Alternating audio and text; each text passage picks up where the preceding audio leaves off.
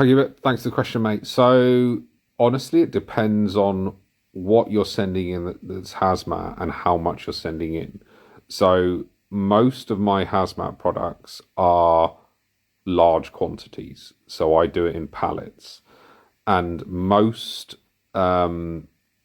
couriers, I use pallet specific ones, will take black and white hazmat.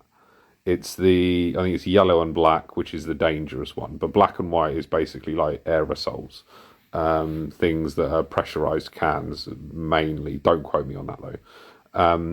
But most of the big pallet companies. So what do I use? Pallet Online. They go to all the Amazon fulfillment centers. That's the one that I use for all my hazmat products. I rang them up and I asked them specifically, do you take hazmat black and white? And they were like, yeah, that's absolutely fine. The only caveat I have with them is their insurance isn't that great. In that they'll only cover, so for example, the pallets that I send in are about 6.5 grand's worth, but they only cover up to about three. I'm going to be looking at a different one this year for my hazmat stuff when it starts selling in a couple of months' time. But you can find specific ones which will take it.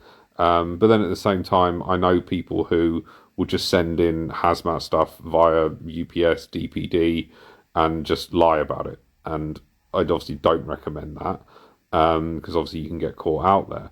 But honestly, just ring up couriers, but ring them up and ask them. The only caveat is that they may cost a little bit more, but it all depends on your profit margins. At the end of the day, work out your profit margins and your net profit margins and what that brings back to you. And think about it like this: the more difficult a product is to get into the fulfillment center, less people are going to do it. So there's more opportunity. That's how I think about it anyway. But any questions on hazmat, more than happy to help. Let me know.